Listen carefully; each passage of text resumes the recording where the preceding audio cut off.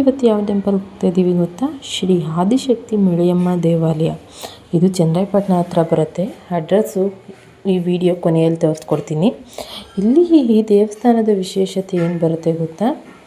ಇಲ್ಲಿ ಪ್ರಾಣಿಗಳನ್ನ ಬಲಿ ಕೊಡ್ತಾರೆ. ಯಾವುದಕ್ಕೆ ಗೊತ್ತಾ? ನಮ್ಮ ಮೇಲೆ ಯಾವುದೇ ಒಂದು ವಾಮಾಚಾರ ಆಗಿರಲಿ ಅಥವಾ ದೃಷ್ಟಿದೋಷ ಆಗಿರಲಿ ಮತ್ತು ಮನೆಯಲ್ಲಿ ಯಾವುದೇ ರೀತಿ ಸಮಸ್ಯೆ ಆಗ್ತಿದ್ರೆ ಅದನ್ನು ಬಗೆಹರಿಸ್ಕೋಕ್ಕೋಸ್ಕರ ಈ ಮಳೆಯಮ್ಮ ದೇವಾಲಯಕ್ಕೆ ಬಂದು ತಮಗಿಷ್ಟ ಅಂದರೆ ಕುರಿ, ಕೋಳಿ, ಮೇಕೆ ಹಾಗೂ ಹೆಚ್ಚಾಗಿ ಇಲ್ಲಿ ಬಲಿ ಕೊಡೋದು ಹಂದಿ. ಇವುಗಳನ್ನು ಬಲಿ ನೀಡಿ ಅಲ್ಲೇ ಅಡುಗೆ ಮಾಡಿ ತಾಯಿ ಒಂದು ಎಡೆ ಅಂತ ಎತ್ತಿಟ್ಟು ನಂತರ ಊಟ ಮಾಡ್ತಾರೆ.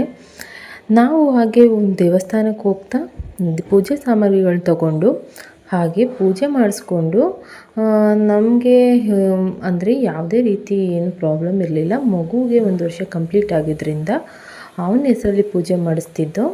ಅದಕ್ಕೋಸ್ಕರ 2 ಕೋಳಿ ತಗೊಂಡು ಹಾಗೆ ಮನೆಯವರಿಗೆಲ್ಲ ಒಳ್ಳೆಯದಾಗಲಿ ಅಂತ ಒಂದು ತಡೆ ಹೊಡಿಸ್ತಾರೆ. ತಡೆನ ತುಂಬ ಚೆನ್ನಾಗಿ ಹೊಡಿತಾರೆ. ಇದು ಬೇರೆ ದೇವಸ್ಥಾನಗಳಲ್ಲಿ ಈ ರೀತಿ ಮಾಡಲ್ಲ. ಇದು ಅಮಾವಾಸ್ಯೆ ಹುಣ್ಣಿಮೆ ದಿನ ಹೆಚ್ಚಾಗಿ ಮಾಡ್ತಾರೆ.